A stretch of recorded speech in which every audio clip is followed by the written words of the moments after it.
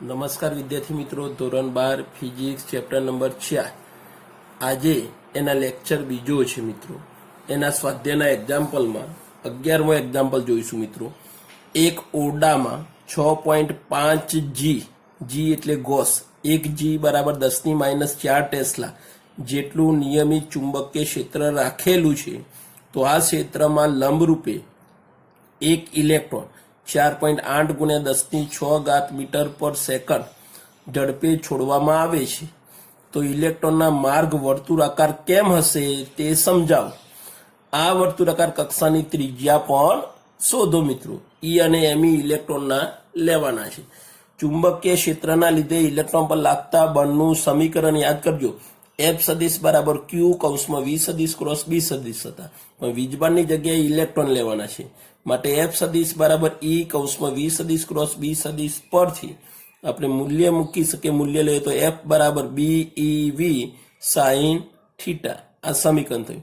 પરંતુ રકમમાં આપણે જોઈએ છે બળ Fની દિશાઓ એ V સદિશ અને B સદિશથી બનતા સમતલને લંબ હોય છે અને આકૃતિમાં કીધું છે અહીંયા લંબ રૂપે દેખો છે. તો થીટા કેટલો લેવાય? 90. સાઈન 90 કેટલા? 1 થશે. સાઈન 90 કેટલા? 1 થશે.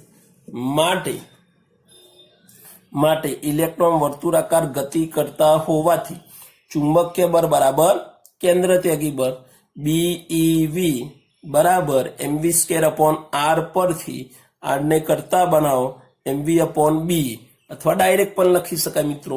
m એટલે ઇલેક્ટ્રોનનું દર 9.1 × 10⁻31 ગુણ્યા વેગ આપ્યો તો 4.8 × 10⁶ ભાગ્યા ચુંબકીય ક્ષેત્ર આપ્યું હતું 6.5 × 10⁻⁴, કારણ કે જીમાં આપ્યું હતું તો ટેસ્લા કરે, અને ઈ છે 1.6 × 10⁻19. તો આર કેટલા મળે છે મિત્રો? 4.2 × 10⁻2 મીટર મળે છે. એટલે એપ્રોક્સિમેશન કેટલા થાય? 4.2 સેન્ટીમીટર. અહીંયા આપણો આ એક્ઝામ્પલ ફિનિશ થાય મિત્રો. હવે જોઈએ 12મા એક્ઝામ્પલમાં સ્વાધ્યાયના 4.11માં વર્તુળાકાર કક્ષામાં ઇલેક્ટ્રોનની ભ્રમણની આવૃત્તિ શોધો. શું આ જવાબ ઇલેક્ટ્રોનની ઝડપ પર આધાર રાખે છે? સમજાવો. તે તો ખબર જ છે, ઝડપ ઉપર આધાર રાખતા નથી. તો હવે એના પરથી આપણે આવૃત્તિ શોધવી છે. તો આવૃત્તિનું સમીકરણ ડાયરેક્ટ લઈ શકાય, નહીં તો આપણે સાબિત કરવું તો આ રીતે ચુંબકીય બળ બરાબર કેન્દ્ર ત્યાગી બળ BeV બરાબર mv²/r. V એક V ઉડી ગયા. B બરાબર mv/r. r એમના એમ અને V ની જગ્યાએ મૂક્યા r ઓમેગા. r ઉડી ગયા તો શું વધ્યા? B બરાબર m ઓમેગા. કેટલા વધશે મિત્રો? B બરાબર m ઓમેગા, અને ઓમેગાની જગ્યાએ 2πf, f ને કરતા બનાવો B/2πm થઈ જશે. અને ડાયરેક્ટ લખવું હોય, તમને થિયરી સાયક્લોટ્રોનની યાદ હોય, ચુંબકીય ક્ષેત્રમાં ગતિની યાદ હોય, તો ડાયરેક્ટ લખી શકાય F બરાબર QB/2πm હતા. બી ની કિંમત કેટલી હમણાં હાલ જોઈ ગયા? 6.5 × 10⁻⁴ ગુણ્યા 1.6 × 10⁻19 અપોન 2 × 3.14 ગુણ્યા 9.1 × 10⁻31. આખી કિંમતોનું સાદું રૂપ આપો મિત્રો.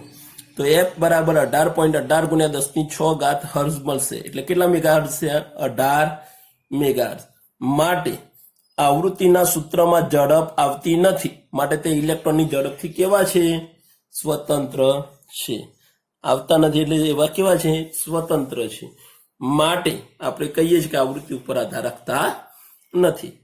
હવે જોઈએ મિત્રો સ્વાધ્યાયના 13માની રકમ દેખો. 1 ટેસ્લા જેટલું નિયમિત સમસ્થિતિ ચુંબકીય ક્ષેત્રમાં 8 સેન્ટીમીટર ત્રિજ્યાના અને 30 આંટા ધરાવતા વર્તુળાકાર ગૂંચળું લટકાવેલ છે, જેમાંથી 6 એમ્પિયર વિદ્યુત પ્રવાહ પસાર થાય છે. બી આપ્યા છે 1 ટેસ્લા, ત્રિજ્યા આપી છે 8 સેન્ટીમીટર અને આંટાની સંખ્યા 30 આપી છે, પ્રવાહ 6 એમ્પિયર આપ્યો છે. ક્ષેત્ર રેખાઓ ગૂંચળાને લંબ સાથે 60 અંશનો કોણ બનાવે છે. ખૂણો પણ આપ્યો છે. ગૂંચળાનું આવર્તન ન થાય તે માટે તેના પર લગાડવા પડતા જરૂરી વિરુદ્ધ દિશામાં ટોર્કનું મૂલ્ય શોધો. કોનું મૂલ્ય શોધવાનું મિત્રો? ટોર્કનું મૂલ્ય શોધો. ટોર્કનું મૂલ્ય શોધો. બી પ્રશ્ન. જો એમાં દર્શાવેલ ગૂંચળાની જગ્યાએ અનિયમિત આકારનું બીજું કોઈ સમતલ ગૂંચળું રાખવામાં આવે કે જેનું ક્ષેત્રફળ પણ એટલું જ હોય, તો તમારો જવાબ બદલાશે. બાકીની બીજી વિગતોમાં કોઈ ફેરફાર કર્યો નથી.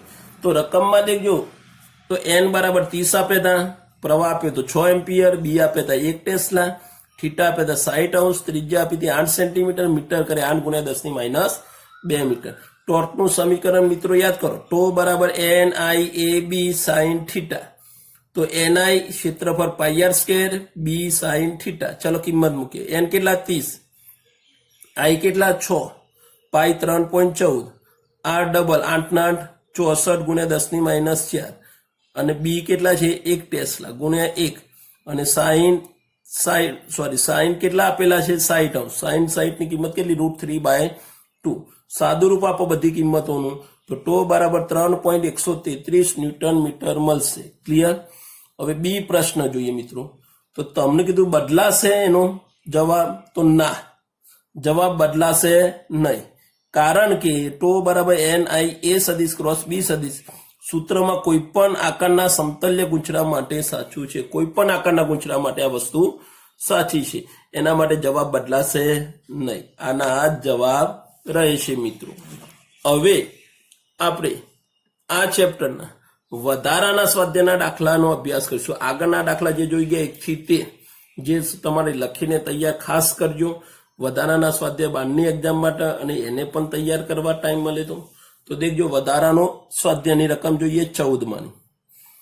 તો બે સમકેન્દ્રીય વર્તુળાકાર ગુંચરાઓ x અને y ની ત્રિજ્યાઓ અનુક્રમે 16 સેન્ટીમીટર અને 10 સેન્ટીમીટર છે. એકની 16 rx, ry કેટલા 10, જે ઉત્તરથી દક્ષિણ દિશામાં રહેલા એક જ શિરોલંબ સમતલમાં રહેલા છે. એક જ સમતલમાં બંને ગુંચરાઓ મૂકેલા છે. ગુંચરા x ને 20 આંટા, nx બરાબર 20 અને તેમાંથી પસાર થતો વિદ્યુત પ્રવાહ ix 16 એમ્પિયર છે.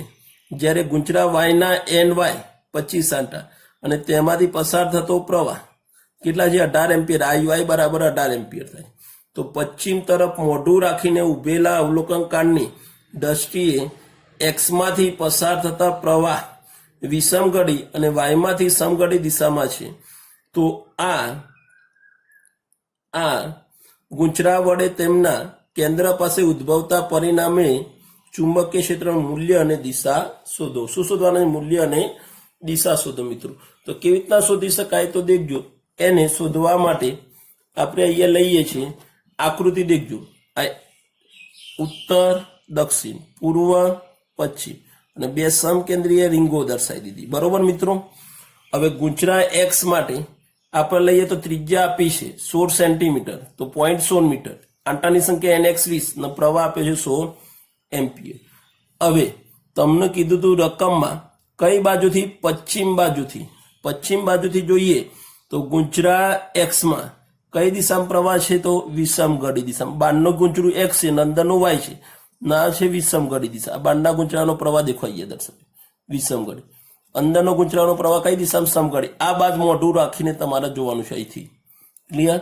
તો હવે ગુંચરા x ના કેન્દ્ર પર ચુંબકીય ક્ષેત્ર bx હોય તો કેન્દ્ર માટે ચુંબકીય ક્ષેત્રનું સમીકરણ લો. બી આમ તો હતું શું વર્તુળાકાર રીંગના કેન્દ્ર માટે? બી બરાબર μ0 NI/2a. તો અહીંયા x ત્રિજ્યા r છે, તો દેખજો bx બરાબર μ0 NX/2rx. કિંમત મૂકીએ 4π ગુણ્યા 10 - 7, આંટાની સંખ્યા 20, પ્રવાહ 16 ભાગ્યા 2, ત્રિજ્યા 0.16. સાદું રૂપ આપવા બધી કિંમતોનું. bx બરાબર 4π ગુણ્યા 10 - 4 ટેસ્લા મળે છે. bx ની દિશા પૂર્વ તરફ હોય છે, કેમ કે આમ ફરતો જાય છે. bx એટલે ચુંબકીય ક્ષેત્ર અને તમને પ્રવાહ બતાવ્યો છે.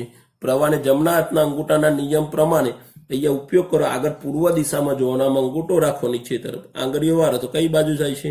પૂર્વ તરફની દિશામાં જાય છે. એ રીતે ગુંચરા y માટે લ્યો મિત્રો. કોના માટે? ગુંચરા y માં. ચલો ગુંચરા y માં દેખજો શું કહેવા માંગે છે. ગુંચરા y માટે ry બરાબર કેટલા હતા? 10 સેન્ટીમીટર, એટલે 0.10 મીટર. ny કેટલા? 25. પ્રવાહ કેટલો? IY 18 એમ્પિયર છે. ગુંચરા y કઈ દિશામાં પ્રવાહ? તો સમઘડી. તો ગુંચરા y ના કેન્દ્ર પર ચુંબકીય ક્ષેત્ર by હોય તો by બરાબર μ0 NY/2ry બરાબર 4π ગુણ્યા 10 - 7 ગુણ્યા 25 ગુણ્યા 18 ભાગ્યા 2 ગુણ્યા 0.10 સાદું રૂપ આપો એટલે આપણને જવાબ મળશે બીવાય બરાબર 9 પાઈ ગુણ્યા 10⁻⁴ ટેસ્લા. મૂલ્યમાં લાવો તો મૂલ્યમાં પણ લખી શકાય. એની દિશા પૂર્વ તરફ હોય છે. એની દિશા કઈ? બીવાય ની દિશા પણ પૂર્વ તરફ હોય છે. આપણે જોઈ શકીએ છીએ એક પૂર્વ તરફ હોય અને આની બીવાય ની દિશા પશ્ચિમ થશે, કારણ કે જમણા હાથના અંગૂઠાના નિયમ પ્રમાણે એનો પ્રવાહ આ રીતે ઉપર તરફ હતો. પ્રવાહ કઈ બાજુ હતો? ઉપર તરફ. આ રીતે છે, દેખો તમે જોઈ શકો પ્રવાહ કયો છે? વાયુગુજરાનો ઉપર તરફ. જમણા હાથના અંગૂઠાનો નિયમ વાપરો, અંગૂઠો આ રીતે ઉપર તરફ રાખજો. આંગળીઓ વાળશો તો કઈ બાજુ થયા? પશ્ચિમ તરફ. આ બાજુ આવશે. ક્લિયર? એટલે ડાબી તરફ આવે છે. માટે આપણે કહી શકીએ ચુંબકીય ક્ષેત્ર કઈ બાજુ લાગે છે? પશ્ચિમ તરફ લાગે છે.